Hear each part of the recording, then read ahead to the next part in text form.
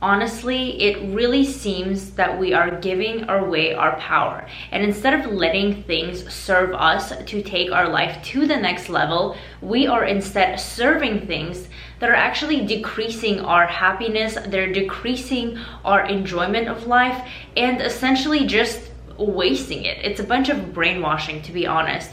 So in today's video, I really want to cover 5 things that may be controlling your life and taking your power away from you, because honestly, as far as I'm concerned and as far as anyone else is concerned, we only have one life. And if it's your first time on here, my name is Karina. Welcome to my channel. I make these types of videos about money, woman, and power, and essentially to help guide you to be the best version of yourself and to have your most best beautiful life. And by the way, before we actually get into them, I also want to let you know that I did write a mini book. It's a guide on how to get your confidence back and how to take your power back. It's very focused heavily on mindset. A lot of the ladies on this channel voted for a book like this, so I put together this guide. You should get it down below. It's very, very helpful. Or you can go to intoamillylady.com/confidence and I will see you there. So what are these 5 things that are essentially controlling our life? The first one is your clothes. The one thing is that clothes serve you. You don't serve your clothes. Clothes are there to increase your appearance, to follow your story of life, to give others an idea of what it is you're trying to portray, right? Clothing is a silent language. It shows a lot about a person from a first impression. So the goal is to use clothing as a tool to really take your appearance to the next level, to paint that image of what type of person are you? What are your values? What are your goals in life? What are your hobbies? That is what it's used for. It's used to outline your figure, to really play up your assets, and to even conceal some of the ones that you don't want to show. I have a lot of videos on clothing and how to look elegant and classy. You can check out the playlist as well. But that's what clothes are meant to do. They're not meant for you to serve them. And actually, that's what everything is turning out to be. Because people follow the latest trends, not because they even like them themselves, but because some celebrity or influencer is wearing them. But the only reason they're wearing these things is because they're getting a huge paycheck from that company. Everybody loves posting their luxurious goods online, and people get jealous of that. And to me, that's so ridiculous, because whoever is flaunting these things in kind of a very flashy and purposeful way, it looks very cheesy, it looks very low grade, because they're really trying to show something, I have something special, this is great. And when you put it that way, when you're bragging about those things, it actually turns against you. Because would you brag about something like water at your house or simple things like that? No, because they're readily available to you. So the things you brag about are the things that are not readily available to you. So it really looks like they are hoarding these luxurious items, and they're really trying to flaunt it and have a perceived higher social class or status. And honestly, people of that status just don't do it. So it looks very, very cheesy and very off-putting. The second thing that you are serving instead of having it serve you is your appearance. Everything about you. This doesn't apply to everybody, but this toxicity is found everywhere again, and social media is the probably #1 culprit of this. All of these procedures, all of these enhancements, are they really going to make you better? Now, I'm not against any enhancements or procedures. Of course, everyone has that choice. And if there's something available that can actually boost your confidence or correct something that you really truly think will make your life happier, then go for it, right? People do this all the time. They have been doing it for decades. But it's very, very problematic when people have the perception that they need to do it, even though they have nothing they need to correct.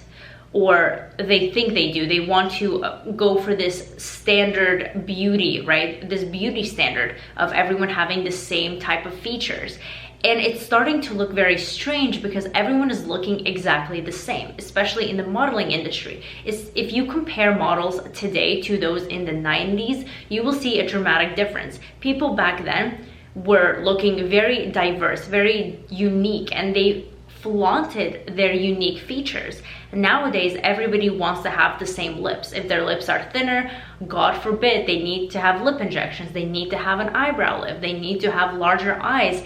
And it's because the industry is setting this, I wouldn't even say the industry, social media and females are feeding into this, and they are actually ruining their natural beauty and their natural God-given features that if they were to flaunt, they would look confident. Again, everything is in the mind. The way you perceive yourself is going to reflect your entire life. I talk about that a lot in the guide that I wrote for you, so really check that out if you want more deeper understanding of this topic. The third thing is your time.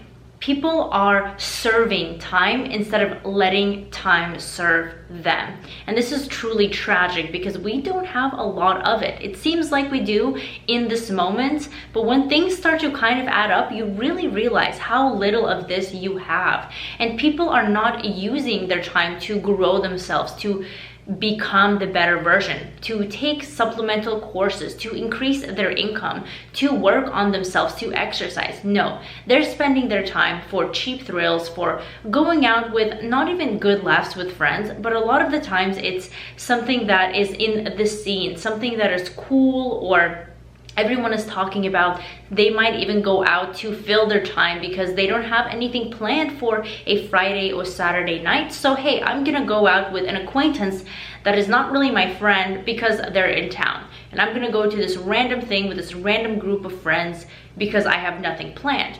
Instead, if you use that time to maybe read, to build a business, which by the way, I really recommend you do. I think any female should have a supplemental stream of income. And by the way, I do teach this. I do Amazon FBA. If you want a free training, you can go to intomilly.com/training to find out about the business side of things. That's something I hold really close to my heart. They can spend an hour working out, maybe an hour, not a full hour, but maybe 20 minutes meditating or doing something. You would be surprised how much you don't know, right? You don't know what you don't know. And the last thing I want to discuss is relationships, right? Whether they are platonic or romantic relationships. Again, a lot of people serve their relationships, and I understand it definitely needs to be a two-way street. You add value and you get value back, but people don't do this. In platonic relationships, a lot of the times it's easier to cut off if it's a one-way relationship, right? If your friend is not making any efforts or is you're the one giving and all they're doing is taking, then of course a lot of people do cut those relationships off. Not all of them, but most of them do, or some of them, most of them. But when it comes to romantic relationships, a lot of people fall victim and they don't cut them off, and they continue to be in something that is not serving them, that's kind of eating away at them, that's giving them wrinkles and stress and increasing their cortisol levels. Relationships that prevent them from being the best version of themselves, that prevent them from reaching their goals. Really stressful things where their standards are not being met and they're making up excuses for that. There are better options. If you are working on yourself and continue improving, of course there are better options. This person is not the only person for you, and if your standards are not being met, then why are you here? Your emotions will fade, your feelings will fade with time. You just need to know your worth and know that you don't have much time, especially us as females. We don't have a lot of our kind of younger years, especially if you are looking to start a family. Our reproductive years are severely shorter than a man, so we should not be kind of in anything that's not serving us. So anyways, I'm gonna cut this video off here before it gets too long. Do subscribe and like it for more, and don't forget to check out my new released guide, link down below, intomillylady.com/confidence. I will see you in the next video.